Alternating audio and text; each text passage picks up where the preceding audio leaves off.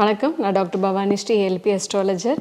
வணக்கம் மேம். வணக்கம். நம்ம கூட ALP astrologer Sri Guru Uma Venkat ma'am நம்மளோட இருக்காங்க.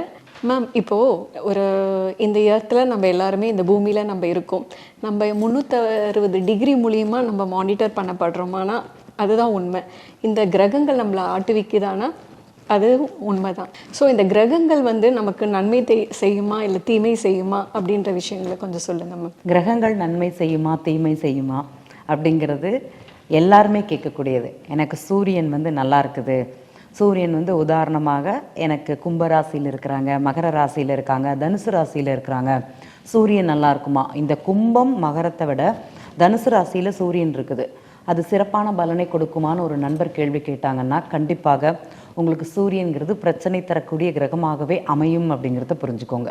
நீங்கள் எந்த லக்னமாக இருந்தாலும் சரி, உங்கள் ஜாதகத்தில் சூரியன் நீங்கள் பிறந்த மாதம்ங்கிறது இந்த மார்கழி மாதமாக இருந்ததுன்னா கண்டிப்பாக உங்களுக்கு சூரியன் பலமாக உங்கள் ஜாதகத்தில் இருக்கப்பட மாட்டார் அப்படிங்கிறத நீங்கள் தெரிஞ்சுக்கணும்.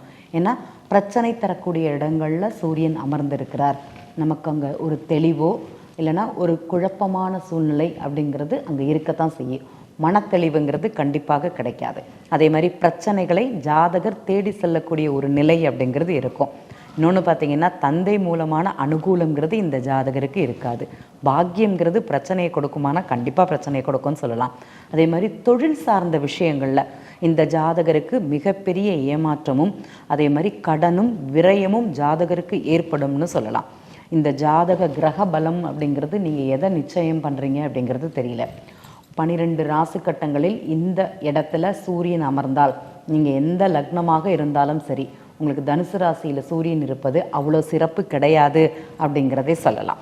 செவ்வாய் கிரகத்தை பற்றி கொஞ்சம் சொல்லுங்க மேம். கண்டிப்பாக இந்த செவ்வாய் கிரகம் அப்படிங்கிறது உச்ச வீட்டில் இருந்தால் நல்ல செய்யும், நீச்ச வீட்டில் இருந்தால் நல்ல செய்யும். செவ்வாய் ஆட்சி வீடுகளில் இருந்தால் சிறப்பு, செவ்வாய் தன்னோட சொந்த வீட்டில் இருந்தாலே சிறப்பு.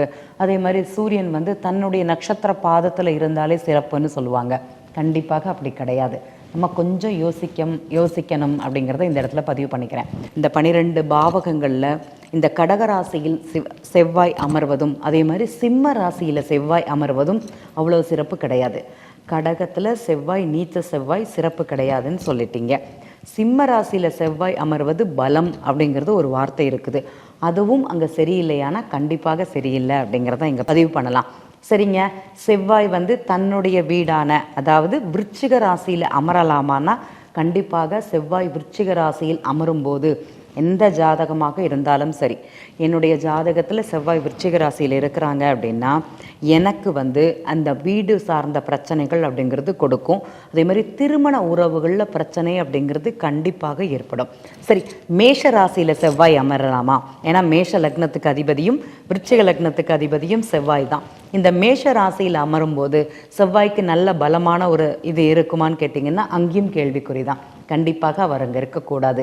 ஏன்னா திடீர் ஆக்சிடென்ட் சம்மந்தப்பட்டது இந்த செவ்வாய் பகவானால் கண்டிப்பாக நிகழும் அப்படிங்கிறது சொல்லலாம். கடன் ஏற்படக்கூடிய தன்மை அப்படிங்கிறது இருக்கும். அதே மாதிரி இவருக்கு செவ்வாய்ங்கிறது எலும்பு ரத்தம் சம்மந்தப்பட்டது, அங்கே பிரச்சனைகளை கொடுக்குமானா நீங்கள் எந்த லக்னமாக இருந்தாலும் செவ்வாய் உங்களுக்கு மேஷ ராசியில் அமரும்போது கண்டிப்பாக உறவுகள்லையும் சரி, உடல்நிலை சம்மந்தப்பட்டதும் சரி, பொருளாதாரம் சம்மந்தப்பட்டதும் சரி நல்ல ஒரு பலனை கொடுக்காதுன்னு சொல்லலாம். சிலருக்கு காதலில் அவமானங்கள் பிரச்சனைகள் அப்படிங்கிறது ஏற்படும். இது கூட செவ்வாயினால் நடக்குமான்னு ஒரு கேள்வி கேட்டிங்கன்னா கண்டிப்பாக அங்கே நடக்கும் அப்படிங்கிறது சொல்லலாம். அடுத்து சுக்கிரனை பற்றி சொல்லுங்க மேம். இந்த சுக்கிர பகவான் எந்த இடத்துல இருந்தால் நல்லது, எந்த இடத்துல இருக்கக்கூடாது? பொதுவாகவே இந்த சுக்கிரன் சனி வீட்டில் இருந்தால் சிறப்பான பலன் அப்படிங்கிறது சொல்லுவாங்க. சனி பகவானும் சுக்கிர பகவானும் நல்ல நட்பு கிரகங்கள்ங்கிறது நம்ம சொல்லுவோம். ஆனால் சனி பகவானுடைய வீட்டில் சுக்கிரன் அமர்வது அவ்வளோ சிறப்புங்கிறது கிடையாது. ஒரு மனம் சம்பந்தப்பட்ட பிரச்சனை, பூர்வீக நோய் இவங்களுக்கு வரக்கூடிய காலம் இருக்குமானா கண்டிப்பாக இருக்கும்னு சொல்லலாம். அதே மாதிரி நிலம் சார்ந்த அழுத்தத்தை இவர்களுக்கு கொடுக்கும் அப்படிங்கிறதுல எந்த மாற்றமும் கிடையாது. பாக்கியத்தினால் ஒரு அழுத்தம் கொடுப்பாரானா கண்டிப்பாக கொடுப்பார், ஒரு போராட்டத்தை கொடுப்பார்.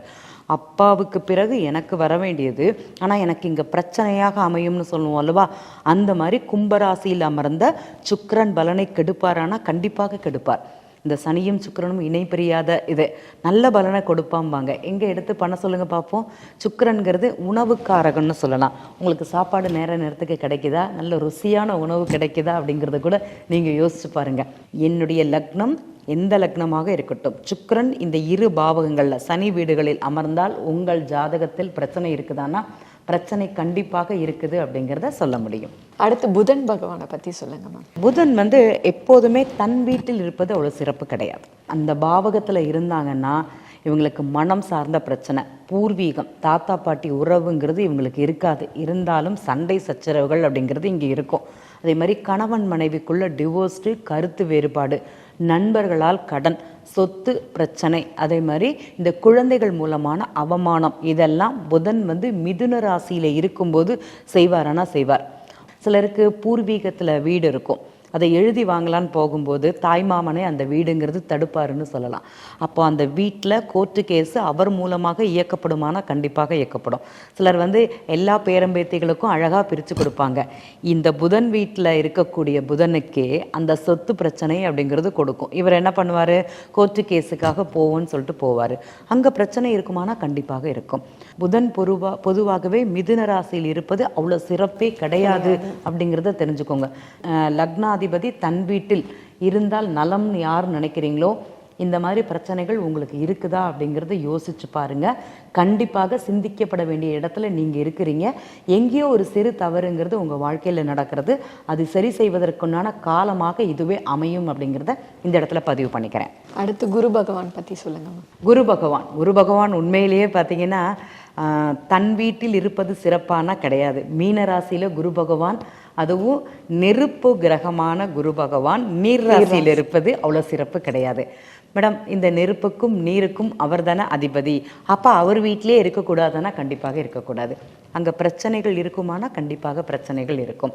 இந்த குரு பகவான் அங்கே இருக்கும்போது குழந்தைகள் சார்ந்த பிரச்சனை இருக்கும். ஒருத்தங்களுக்கு குழந்தை பிறக்கலைன்னு வச்சுக்கோங்களேன், குரு எந்த லக்னமாக வேணால் இருக்கட்டும், ஆனால் மீன ராசியில் இருக்கும்போது உணவு சம்பந்தப்பட்ட வழக்கங்களில் அவங்களுக்கு வித்தியாசம் கொடுக்கும். அதே மாதிரி பூர்வீக நோய் அப்படிங்கிறது இவங்களுக்கு வரக்கூடிய ஒரு காலமாகவே இருக்கும். இந்த உணவு முறைகளில் வித்தியாசம், மருந்தை உணவாக எடுத்துக்கொள்ளக்கூடிய ஒரு தன்மை, இதெல்லாம் இந்த குரு பகவான் கொடுப்பாரானா கொடுப்பாரு. இது அதே மாதிரி பாக்கியத்தில் ஒரு அழுத்தங்கிறது இருக்கும். அப்பா சம்பாதிச்சதை இவங்க சாப்பிட்றாங்கன்னு சொல்லுவாங்க தெரியுமா, அந்த மாதிரி தந்தையின் அனுகூலங்கிறது ஜாதகருக்கு இருந்தாலும் அது சரியாக வழிநடத்தக்கூடிய தன்மைங்கிறது இந்த ஜாதகருக்கு கிடையாது. குலதெய்வ அருள் கிடையாது, இஷ்ட தெய்வத்தை பிடிக்காது. இந்த மாதிரி நிறைய சொல்லிகிட்டே போகலாம்.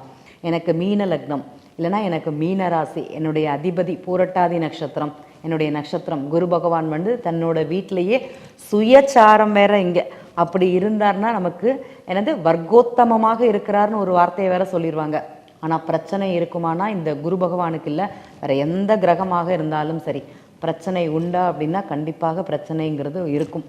நீங்கள் அதை தயவு செய்து புரிஞ்சுக்கோங்க.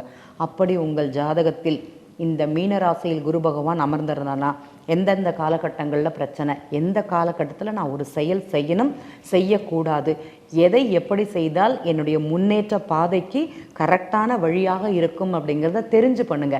ஏன்னா ஆழம் தெரியாமல் காலை விட்டு மாட்டிக்கிறத விட ஒரு முறை ஆலோசித்து விட்டு அதை செய்யணுமா வேண்டாமா அப்படிங்கிறத முடிவு பண்ணிட்டு நம்ம செய்வது அப்படிங்கிறது சிறப்பு. ஞாபகம் இருக்கட்டும். அடுத்து சனீஸ்வர பகவானை பற்றி சொல்லுங்க. சனீஸ்வர பகவான் கும்பராசியில் சனீஸ்வர பகவான் இருக்கவே கூடாது. காலபுருஷனுக்கு 11ஆம் வீடு அவருடைய வீடு தான். ஏன் 10வது வீடு நீங்கள் எடுக்கலைன்னு ஒரு கேள்வி கேட்டிங்கன்னா அந்த 10ஆம் பாவகம் தான் ஒரு அழுத்தம் கொடுக்கும்னு சொல்லலாம். அதனால் நான் 11வது வீடு அப்படிங்கிறத எடுத்துக்கிறேன்.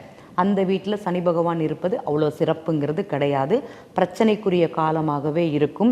ஜாதகருக்கு மன அழுத்தம் இருக்கும், அப்பா கூட பிரச்சனை இருக்கும், ஆஃபீஸில் வேலை பார்க்கவங்க கூட போராட்டமான நிகழ்வாக இருக்கும். பாக்கியத்துக்காக ஒரு செயல் செஞ்சு அதில் அவமானங்கள் பிரச்சனைகள் அப்படிங்கிறது ஏற்படும். காதல் சம்பந்தப்பட்டது, திருமணம் சம்பந்தப்பட்டதில் அவமானங்கள் பிரச்சனைகள் அப்படிங்கிறது ஏற்படும். கோர்ட்டு கேஸு சம்பந்தப்பட்ட நிகழ்வுகள் ஜாதகர் சந்திப்பாரானா கண்டிப்பாக சந்திப்பார். குழந்தைகளுக்காக செலவு பண்ணியும் குழந்தைகள் இவர்கள் கூட இருக்க முடியாத ஒரு நிலை அப்படிங்கிறது ஏற்படும். அது எந்த லக்னமாக இருந்தாலும் சரி, சனி பகவான் இந்த இடத்தில் சிறப்புங்கிறது கிடையாது. நான் வெளிநாட்டுக்கு போகிறேன், வெளிநாட்டாடி எனக்கு நிம்மதி தருமான்னு யாராட்டி இந்த பூர்வீகத்திலேருந்து வெளிநாட்டுக்கு பயணம் பண்ணால் கூட அது கூட இவங்களுக்கு நிம்மதியை கொடுக்காது அப்படிங்கிறது தெரிஞ்சுக்கணும். ஏன்னா வெளிநாட்டுக்கு போய் நிறைய பேர் பார்த்தீங்கன்னா திரும்பி வந்த காலங்கள் அப்படிங்கிறது தான் அதிகம். இது இவங்களுக்கு இந்த வேலையை பார்க்குமானா கண்டிப்பாக வேலை பார்க்கும் அப்படிங்கிறத சொல்லலாம். அடுத்து சந்திர பகவான் பற்றி சொல்லுங்க மேம். இப்போ சந்திர பகவானை பற்றி நம்ம சொல்லவே முடியாது. ஏன்னா நித்தியம் பயணம் செய்யக்கூடிய ஒரு கிரகம்ங்கிறது சந்திரன். இன்னைக்கு நல்லா இருப்பேன், நாளைக்கு நல்லா இருக்க மாட்டேன். 2.25 நாள் தான் ஒரு ராசி கட்டத்தில் பயணம். அவர் வந்து நீங்கள் எந்த நட்சத்திரத்தில் இருந்தாலும் சரி, உங்களுடைய நட்சத்திரத்துக்கு இன்றைய அக்ஷய ராசிக்கு சந்திரன், கோச்சார சந்திரன் 6-8 பயணம் செய்யும் காலங்கள் மட்டுமே உங்களுக்கு பிரச்சனை அப்படிங்கிறத மாத்திரம் புரிஞ்சுக்கோங்க. வேற எதையும் பார்க்க வேண்டாம். என்னுடைய பிறந்த நட்சத்திரம் உதாரணமாக உத்திர நட்சத்திரம் முதல் பாதம். இன்னைக்கு எனக்கு வந்து விசாக நட்சத்திரத்தில் குரு தசை அப்படிங்கிறது நடக்கிறது. அப்போது நான் பார்க்க வேண்டிய சந்திராஷ்டமம் என்னைக்குன்னா மீன ராசியில் சந்திரன் பயணம் செய்யக்கூடிய காலங்கள், அதே மாதிரி ரிஷப ராசியில் சந்திரன் பயணம் செய்யக்கூடிய காலங்களில் உங்களுக்கு சந்திராஷ்டமமாக திகழும். அந்த 2 நாளும் இருக்குமா 4 நாளும் இருக்குமானா கிடையாது. வெறும் 2 மணி நேரம் அப்படிங்கிறத மாத்திரம் புரிஞ்சுக்கோங்க. இதில் கவலைப்பட தேவையில்லை அப்படிங்கிறத இந்த இடத்துல பதிவு பண்ணியிருக்கிறேன். கிரகங்கள் நமக்கு சாதகமாக இருக்குமா பாதகமாக இருக்குமான்றதை ரொம்ப தெளிவாக சொன்னீங்க மேம். நன்றி. நன்றி.